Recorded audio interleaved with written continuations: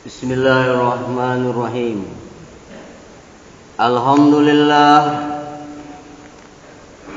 Alhamdulillahilladzi hadana li hadza wa ma kunna linahtadiya laula an hadana Allah.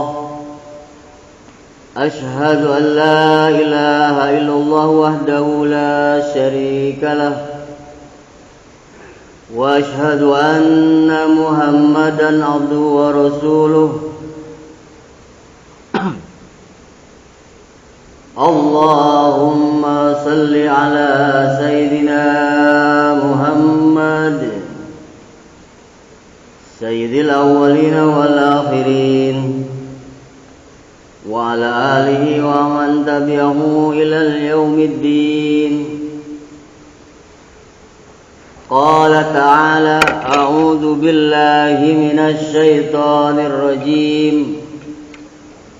Bismillahirrahmanirrahim.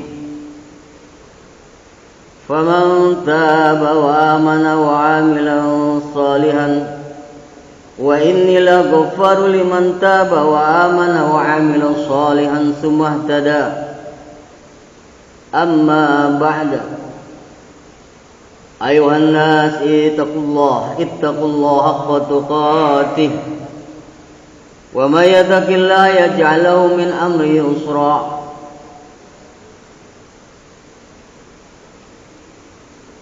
Hadirin ma'asyiral muslimin, dua tanda-tanda orang yang akan mendapat hidayah daripada Allah Subhanahu wa taala. Hidayah adalah sesuatu yang sangat berharga di hadapan Allah.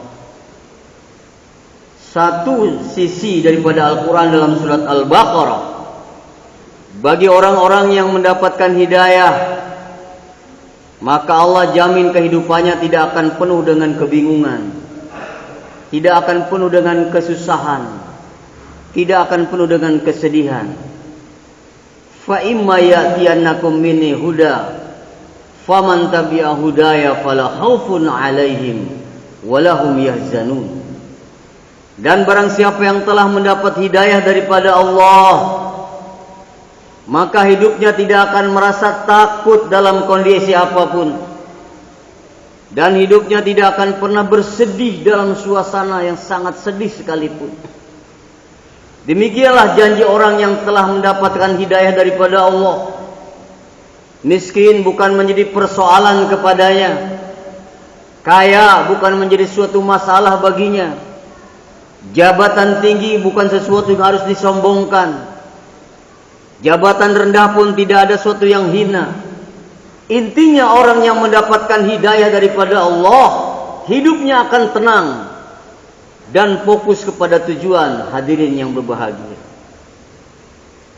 dua tanda-tanda orang yang mendapatkan hidayah daripada Allah Subhanahu wa taala.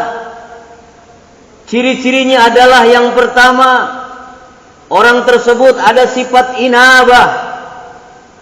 Orang yang akan mendapat hidayah daripada Allah, maka dia ada perasaan ingin kembali kepada Allah, ingin bertaubat daripada dosa-dosa yang pernah dia lakukan, tidak akan kembali kepada maksiat yang telah ia lakukan.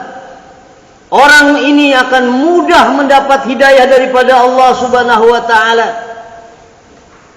Karena Allah Maha Pengampun kepada siapapun yang telah bertaubat, meskipun dosa sebesar gunung, meskipun dosa sebanyak pasir di laut, Allah Subhanahu wa taala akan memberikan taubat sepenuhnya kepada orang yang akan kembali kepada Allah Subhanahu wa taala.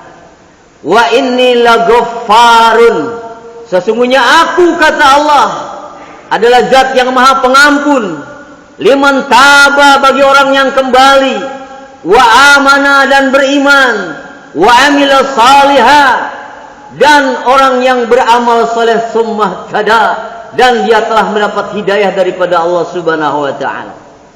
Syarat untuk mendapatkan hidayah yang pertama, kita kembali kepada Allah, inabah kepada Allah, bertaubat kepada Allah, tidak akan pernah mengulangi perbuatan-perbuatan yang sudah kita lakukan daripada kemaksiatan.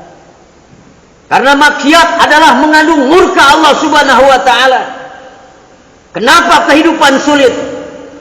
Kenapa keadaan tidak menentu seperti ini?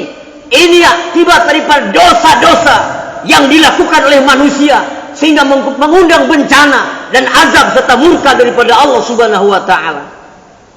Syarat agar manusia bahagia, tidak takut oleh keadaan apapun, pertama adalah bertaubat, inabah kepada Allah Subhanahu wa taala.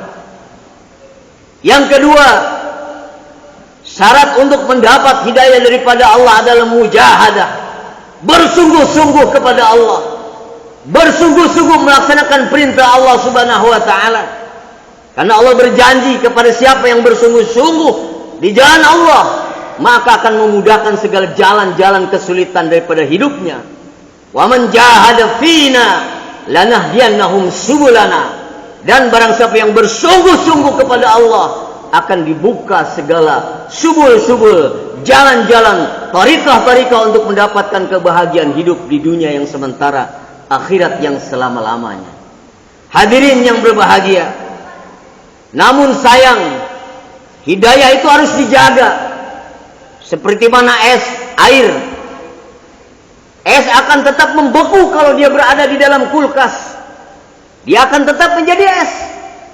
Tapi kalau es dikeluarkan daripada kulkas, dijemur di terik matahari, maka akan mencair es tersebut, hadirin. Demikian hidayah ketaatan kepada Allah. Harus berada dalam suasana ketaatan, dalam mahol bi'ah yang baik, lingkungan yang baik, hadirin. Apabila hidayah dipelihara di rumah kita dengan amalan, dengan tahajud, dengan zikir, dengan tahajud, dengan bertaubat, taklim dan sebagainya, maka hidayah akan terpelihara di dalam rumah kita. Kemudian hidayah dipelihara kalau mahol masjid, lingkungan kita baik, maka hidayah akan terpelihara, akan tetap membeku, tetap kuat. Tapi apabila hidayah tidak dijaga, berkumpul dengan berbagai macam perbuatan-perbuatan dosa, maka hidayah seperti mana es akan mencair, hadirin berbahagia. Oleh karena itu, saudara-saudara hadirin sidang Jumat yang berbahagia, tugas kita hari ini adalah tiada lain, bersungguh-sungguh kepada Allah, bertaubat kepada Allah. Niscaya apabila semua manusia bertaubat kepada Allah dalam kondisi sulit seperti ini, maka Allah akan memberikan pertolongan kepada kita sekalian, hadirin. Masjid adalah pertahanan terakhir. Masjid adalah benteng terakhir untuk menjaga hidayah, hadirin. Maka hadirin, apabila masjid, amalan masjid dijaga seperti mana Masjid Nabawi, insyaallah hidayah dapat kita jaga, dan insyaallah keluarga kita, bangsa kita, umat manusia akan terpelihara daripada hidayah dengan dua syarat. Pertama, semua kembali kepada Allah dan bersungguh-sungguh untuk bertaubat kepada Allah Subhanahu wa taala. Barakallahu lakum fil Qur'anil azim wa nafa'ani wa iyyakum bima fihi minal ayati wa dzikril hakim wa taqabbala minni wa minkum tilawatahu innahu huwas samiul alim wa qur rabbikir warham wa anta khairur rahimin. Astaghfirullahal azim li wa lakum.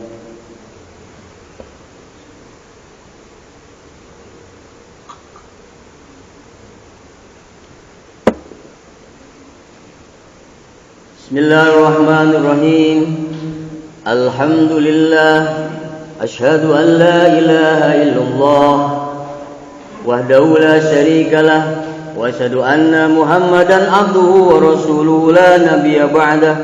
Allahumma salli ala sayyidina Muhammadin wa ala ali Muhammad kama sallaita wa barakta wa salamta ala ali Ibrahim fil alamin innaka Hamidum Majid.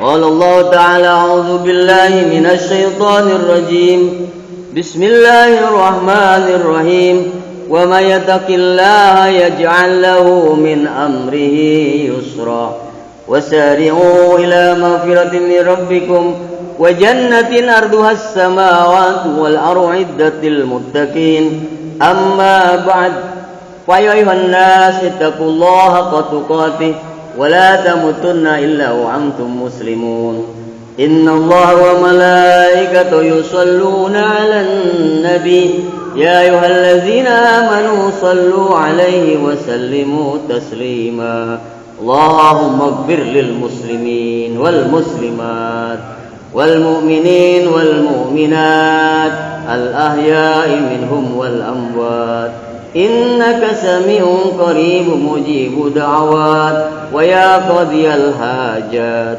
اللهم اغفر لنا ولوالدينا وارحمهما كما ربيانا صغيرا ربنا اغفر لنا ولوالدينا وارحمهما كما ربيانا صغيرا اللهم اهدنا واهد بنا واهد الناس جميعا ربنا آتنا في الدنيا حسنة وفي الآخرة حسنة وقنا عذاب النار عباد الله إن الله يأمر بالعدل والإحسان وإيتاء ذي القربى وينهى عن الفحشاء والمنكر والبغي يعظكم لعلكم تذكرون فاذكروا الله العظيم يذكركم واشكروا على نعم يزدكم واسألوه من فضل يعطيكم ولذكر الله أكبر